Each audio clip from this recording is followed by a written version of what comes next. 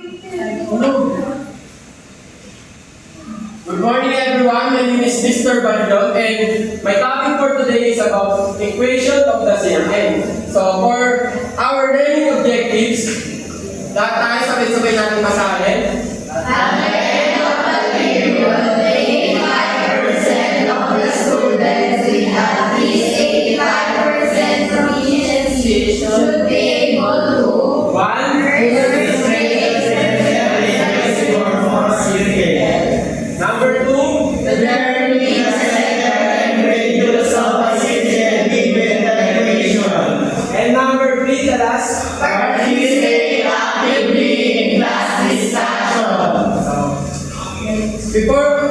Bago ako magsimula sa topic natin, sino nakakatanda kung sino sa inyo nakakatanda ng distance formula? Anyone guys?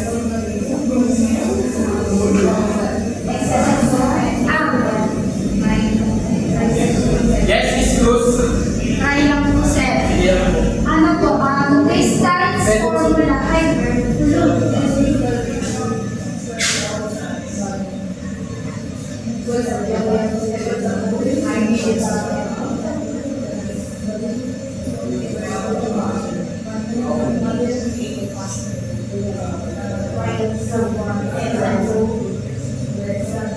that's the point.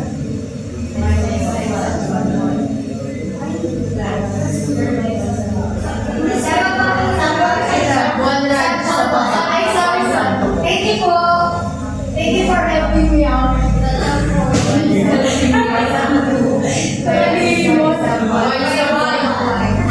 Thank you, guys. Kinakabahan ako si Sir kasi. Thank you po. So, alam pa naman natin si bigyan niya na sa atin yung formula ng distance formula, papakita ko sa inyo paano kung yung distance mula point A to point B. So, ang distance mula point A to point B is the A is 3 and negative 5 and B is negative 9 and 0. So, D is x of 2 is the negative 9 and negative 3 squared plus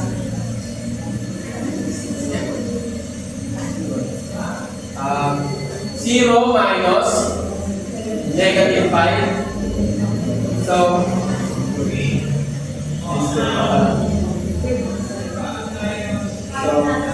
negative 9, sabay-sabay, negative 9 minus negative 9 Negative 9 minus negative 9 is equals to negative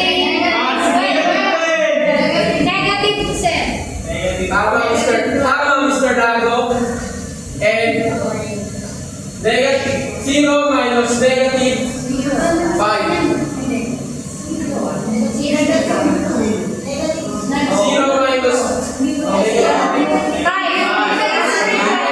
hindi negative 5 siya kasi nga 0 times tama lang 0 ay negative times negative positive. So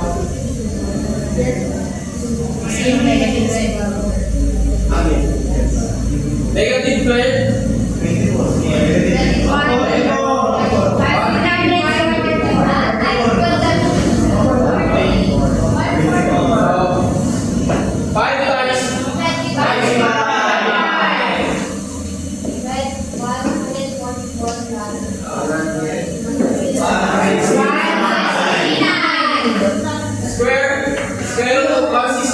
is 13. Palakpakan natin ang ating mga number 2 guys. Is that you ma'am?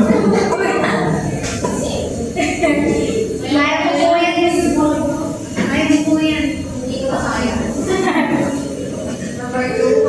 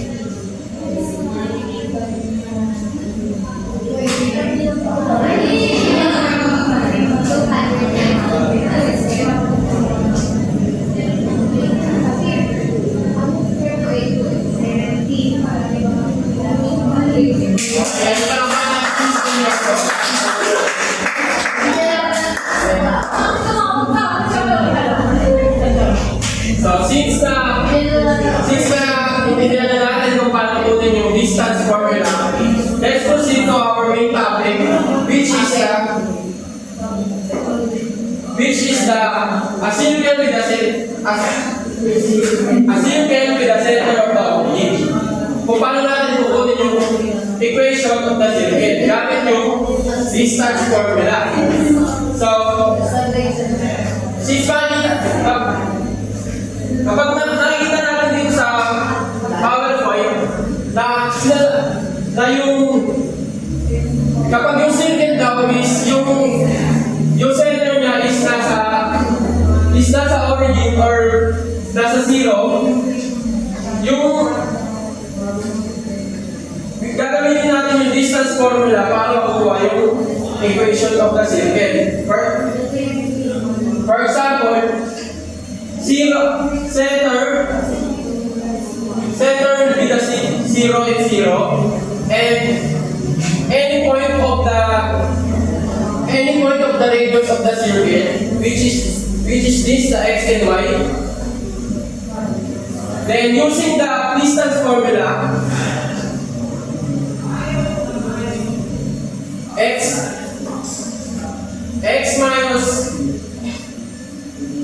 minus 0 squared plus y minus 0 squared will be x squared plus y squared, and the d will be, sasabihin natin yung letter D ay magiging R siya, or the radius. Since kukunin natin yung kailangan natin tanggalin ito sa square, ililibang natin itong magiging R squared siya, and x plus x squared plus y squared. The equation of the circle when the origin is at the zero is r squared equals x squared plus y squared. So, paano naman kapag yung origin is wala sa origin, center of the origin? Dito na papasok yung h and k. Kapag nakikita natin dito guys na yung h, k ay yung center of the circle is wala sa origin. Kumbaga, nasa any point siya ng Cartesian plane. Gagamitin pala natin yung distance formula. And using that,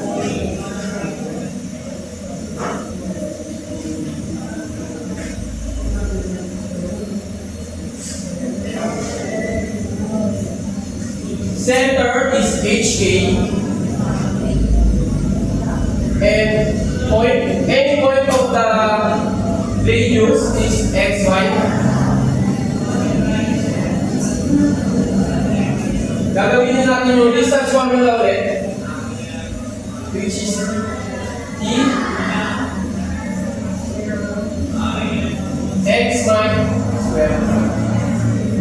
x minus h squared plus y minus k squared. So, the distance formula will be the equation of the circle when the center is at the origin is r squared x minus h squared plus y minus k squared. Ayan po. So, sino gusto mag-try mag-solve ng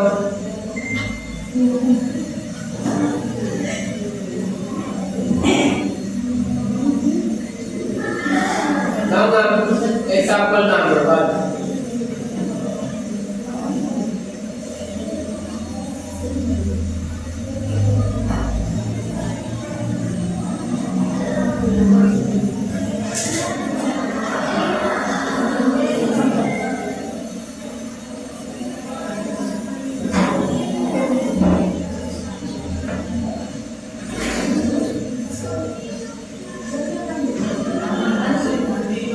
Gagamitin natin yung itong formula na to. Screws. Number ano to? Ito. Yung center niya is nasa origin. Get the radius. Yes. Ay, sorry.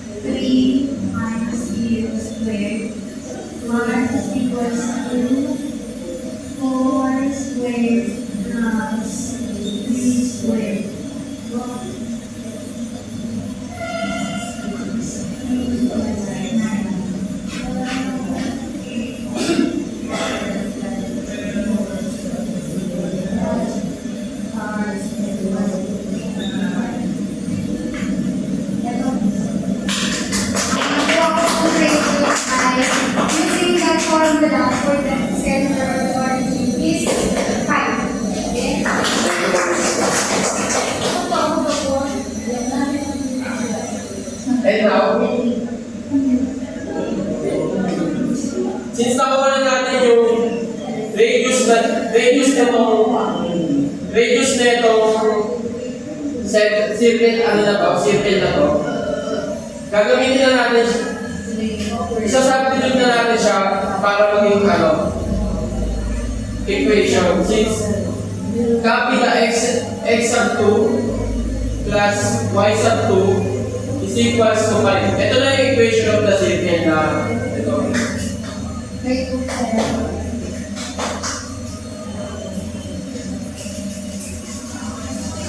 X sa number 2. And now let's practice this. Hahanapin lang natin yung equation of the circle using the formula na in-explain ko kanina. So, sino gusto magsagot ng number 1? Ayaw mo na pala.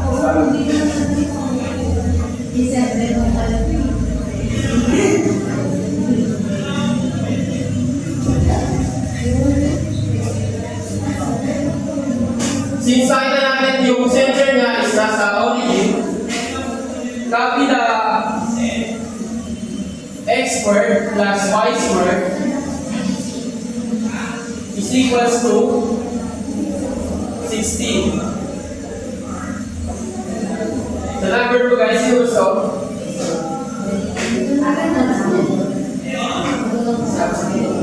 Listen niyo so.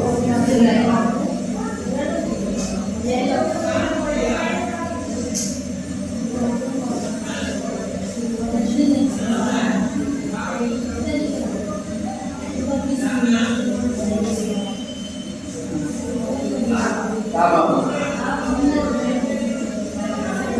Since hindi ako makapagbigay ng example sa number 2 kanina, susulat lang natin yung equation na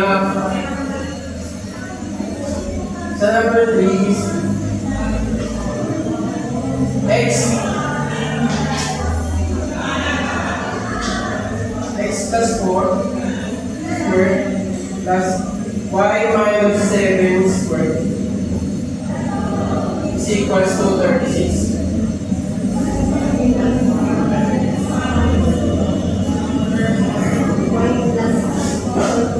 Sa number 3, Number 4. ay number 1, principal reward. Ito, kumaano na. Bagay na.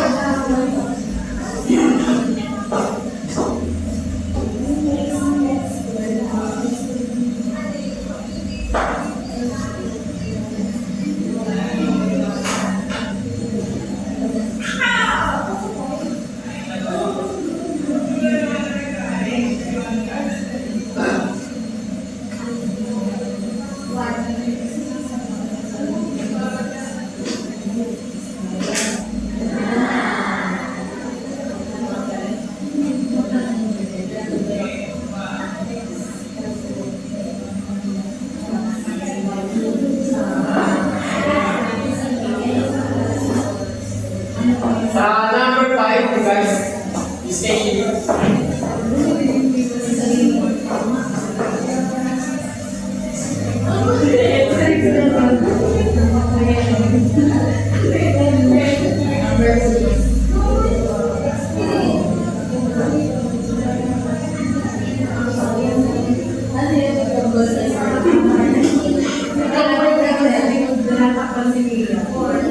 Ako, ito number 6. Number 6, Hindi ako natutong ayaw mo kami kapag sa pananakot.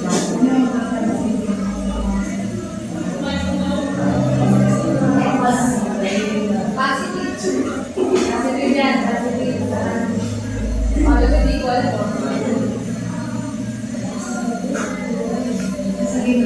Kaya natin siya na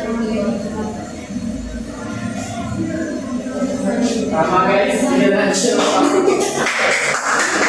So, ano napapansin nyo sa mga solution na binigay ko? Is this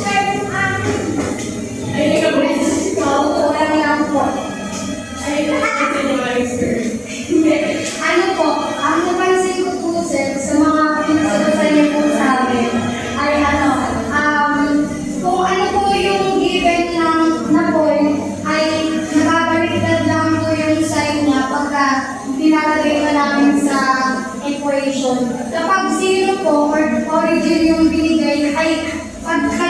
ganito na origin yung example, ang gagamitin lang po namin is yung binigay nyo kanina na x squared plus y squared. Tapos, x-square lang po namin po palagi sa dulo. Pag hindi naman po origin, kagaya nung sa number 3, negative 4, tsaka 7, ang nangyayari lang po is nababaliktad siya, sir.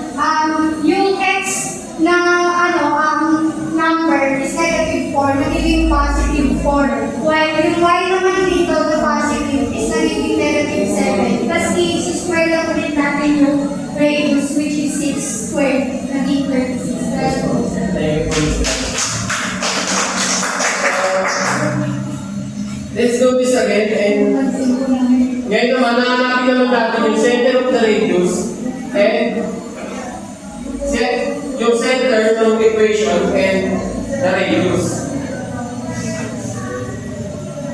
So yung ginawa natin kanina is parang babalitan na natin. For example, ito, x plus 1 ay x squared plus 1. Kapag, ibig sabihin, yung center niya is nasa origin. Right? Kagaya nito is x squared. Pag x squared plus 5, magiging 0.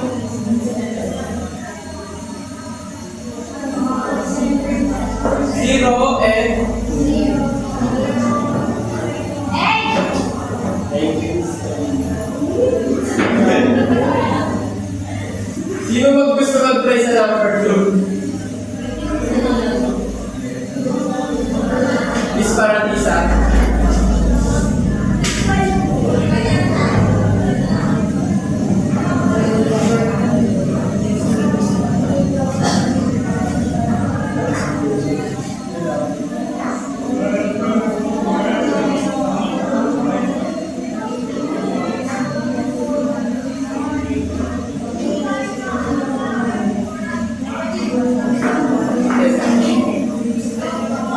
Sa number 2 guys, is Marcos. Ay, number 3 pala.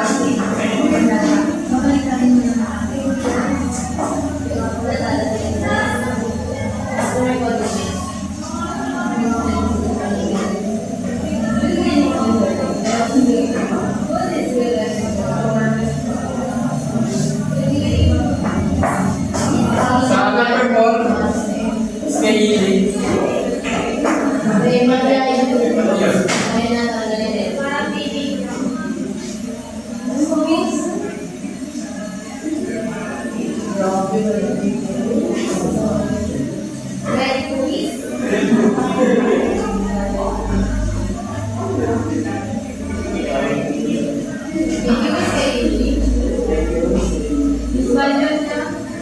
Sa number 5, Mr. Roman.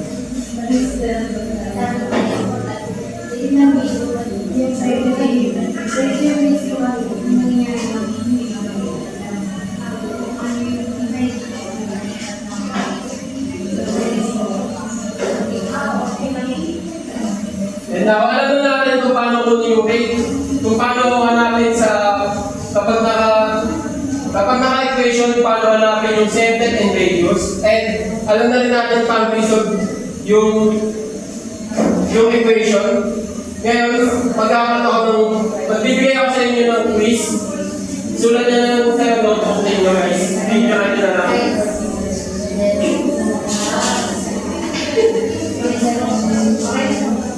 Okay na guys, sa video natin na. Sabay-sabay?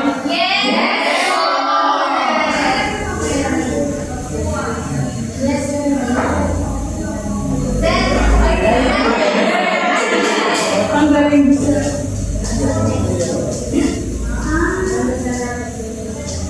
Hello lang.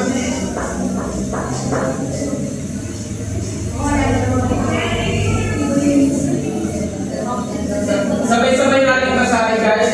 Sino gusto mag... Number 1. I've learned that I have learned that when the center of the circle is at the origin, that radius is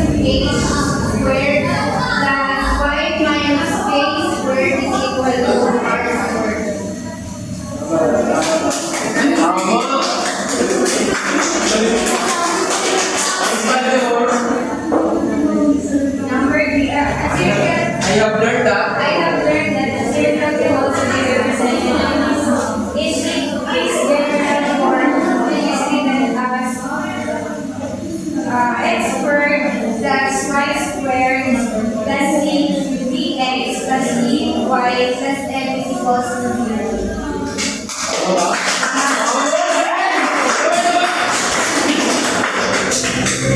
Salamat po. Miss Mas mga kasalaw. For a circle that sits within its I have learned that a circle that sits where this is positive and coefficients of x squared and y squared should not be equals to 0.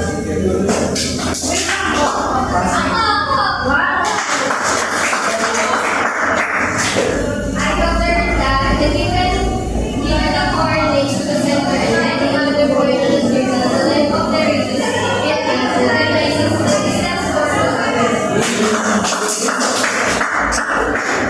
For the number 3 is Google.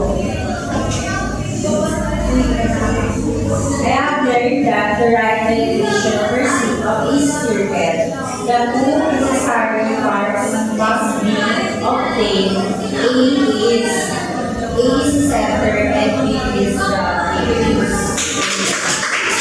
And that's for today.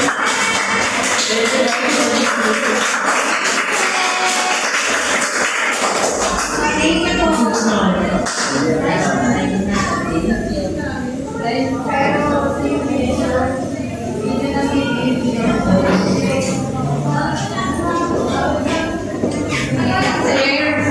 Yung test result daw, ano ba yan? Ay, nasa pa siya. Hindi abot sila. Ito ba? Kasi 20 minutes. Sige. Pwede siya sa disco. Oo. So, dalawa lang After na ibigay mo. Oo. Hindi. Guys, ganito na lang.